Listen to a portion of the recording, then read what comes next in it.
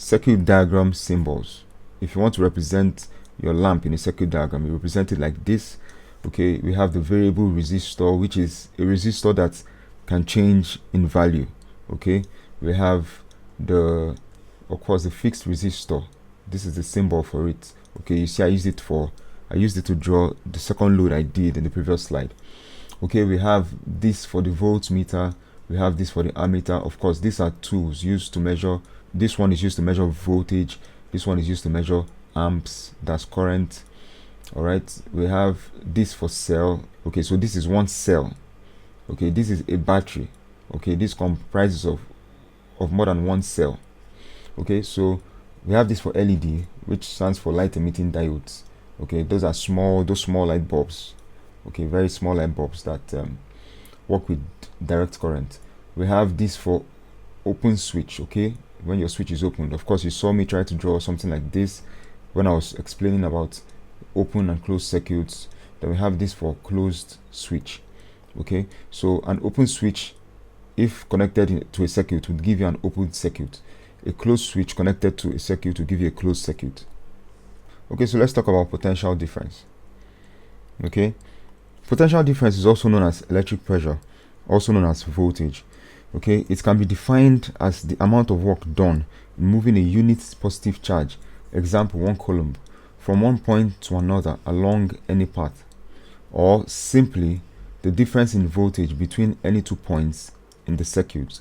It's measured in volts.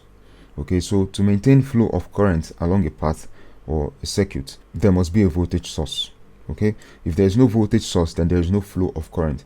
Voltage source in the sense that you need something to supply you the pressure for current to flow. I don't know if you consider water in a pipe. Okay, let's say you have a pipe of water.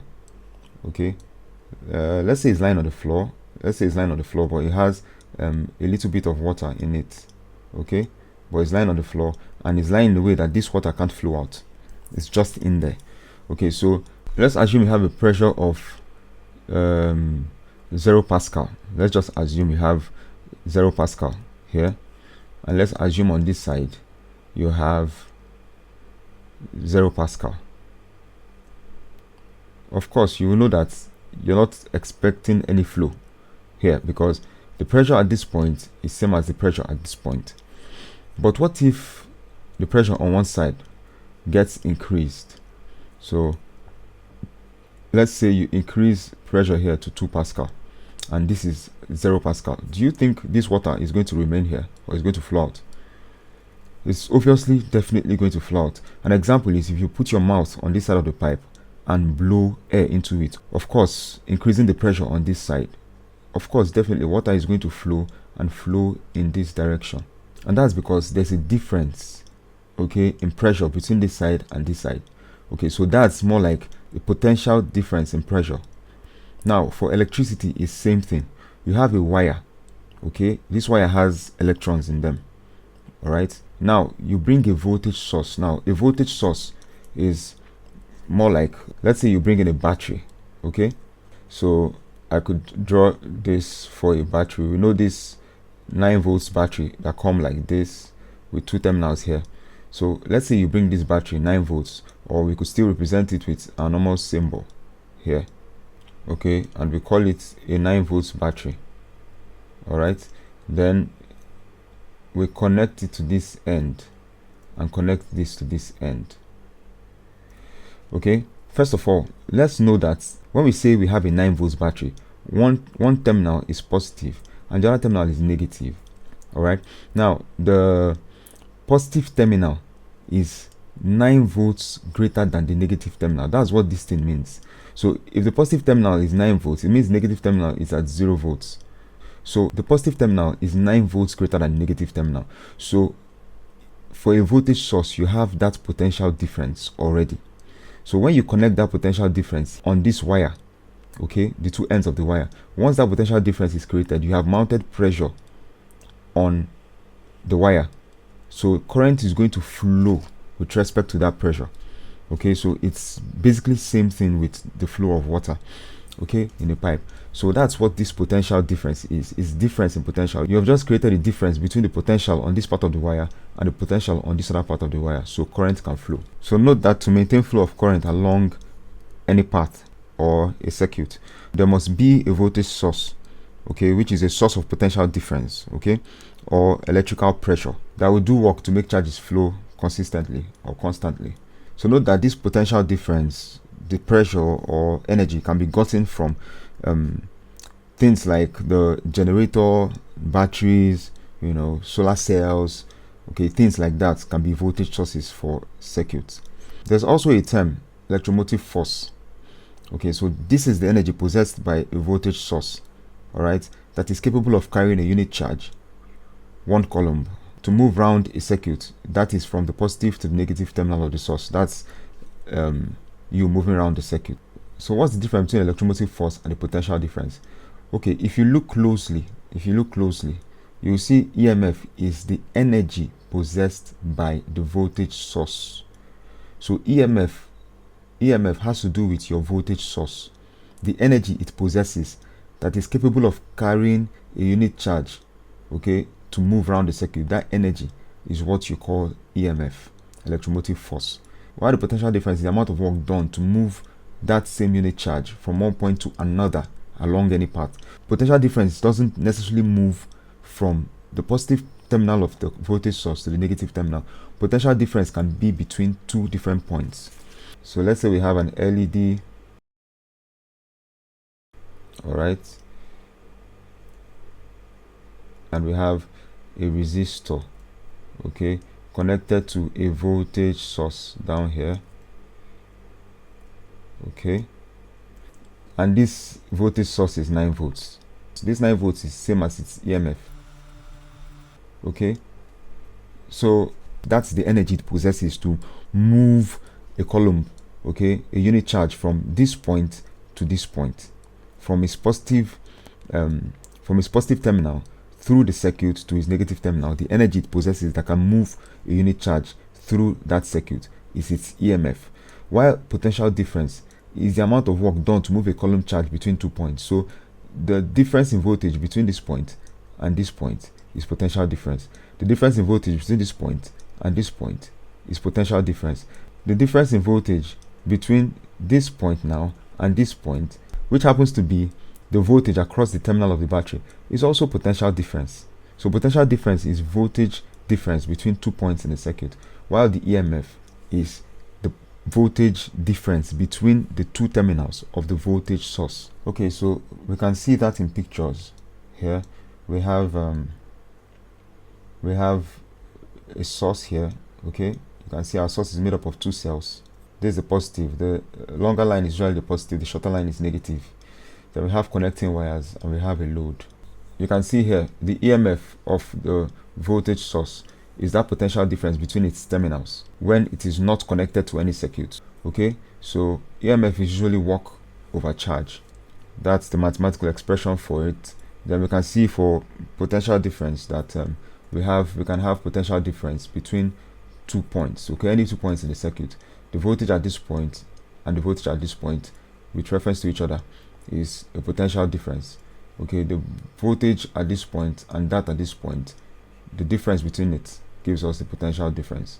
Okay, so we'll move on to how electric current is practically produced. Electric current can be generated from chemical energy, heat energy, mechanical and renewable energy, okay. So we have 4 sources where we can get electrical energy from. So let's look at the first one. If we look at the statement here, it reads, electricity can be created from chemicals by placing 2 different metals in a solution of acids and salts. The metals are called electrodes, and the solution separating them is called electrolyte. Altogether, they are referred to as a cell. So you have the electrodes. Remember, the electrodes are the metals that are placed in the solution of acids and salts, okay. So they are called the electrodes, while that solution of acid and salts are called electrolytes. All right, so if you have a voltmeter attached to these 2 metals, you're going to read off a voltage, all right, just because of the chemical reaction going on between the metals and the acid salts. So we have to note that the positive electrode is called the anode and the negative is called the cathode. So one of them is going to be positive, the positive electrode, the other is going to be the negative electrode. So the positive is called the anode, while the negative is called the cathode. All right, so we can see an example here. Okay, this is an example of the zinc and copper electrodes placed in dilute H2SO4. So the zinc electrode is our negative electrode, which happens to be the cathode, and the copper metal is our positive electrode, which happens to be the anode.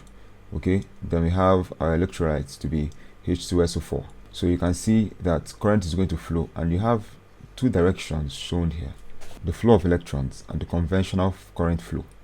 Okay, now recent experiments have proven that electrons flow from the negative terminal to the positive terminal. But before these revelations came, it was previously accepted that current flows from the positive to the negative terminal.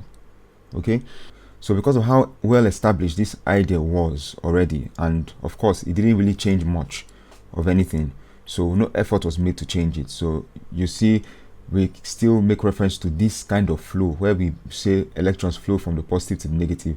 We still use this kind of flow in modern physics and we call it the conventional flow, but the actual flow of electrons is from the negative to the positive terminal. In the cell here, zinc is more reactive than copper. Okay, so electrons will leave the zinc electrode and pass through the wires to the copper electrode. So in this cell here, the zinc electrode is more reactive than the copper electrode. So it's going to react more with our electrolyte than the copper electrode will. So electrons will leave this zinc electrode and flow through the wire, okay, to the copper electrode, okay, making the zinc electrode the negative and making the copper electrode the positive. When a metal is placed in the electrolyte, positive metal ions are formed on its surface, which pass into the solution, making the electrolyte more negative, okay, progressively. So you're going to have that happening to this zinc electrode more than it would happen to the copper electrode. So you're going to have positive metal ions forming on the surface of this electrode, all right, and then it's going to pass into the solution, okay, and the more it passes, the more it depletes the zinc electrode, the more current you have flowing through the wires. Because this zinc electrode is more reactive than copper, the zinc electrode will have this experience much more than the copper would. It will automatically create a voltage difference between the zinc and the copper electrode. So if we have a connection like this that can utilize this voltage difference as a circuit, which is what we try to do with this wire now, to utilize this voltage difference as a circuit, then we're going to have current actually flowing, okay, from one electrode to the other electrode. Faults and defects of a simple cell. Okay, the first one is polarization. Okay, this defect emanates from the layer of hydrogen bubbles formed on the copper plate, all right, which weakens the flow of current, because the hydrogen layer sets off a back EMF between the zinc and hydrogen bubble, which opposes the actual EMF of the cell and will eventually stop the chemical action in the cell. So this effect can be reduced by the addition of chemicals known as depolarizers, okay, and these depolarizers remove hydrogen by oxidizing it to water. Okay, so you understand that the problem here is just that hydrogen bubbles will form around the copper plate, and once that happens, it will weaken the flow of current. Okay, so current will not be able to flow as it should. So to reduce this effect, we use chemicals known as depolarizers to remove the hydrogen by oxidizing it into water. So the second effect is local action. It's also caused by the production of hydrogen bubble, but this time on the zinc plates. Okay, so we have polarization for the copper plates and we have local action for the zinc plates. In this case, you have impurities such as, iron or carbon that set up tiny cells on the entire surface, producing bubbles of hydrogen, okay, therefore wasting zinc. You can see that this can be prevented by amalgamation, okay, that is cleaning zinc in sulfuric acid and rubbing mercury over the surface of the zinc, okay, before we use it to create our cell, all right, before we place it in the electrolyte, okay, and this process is called amalgamation, all right. So that's for generating electricity from chemicals.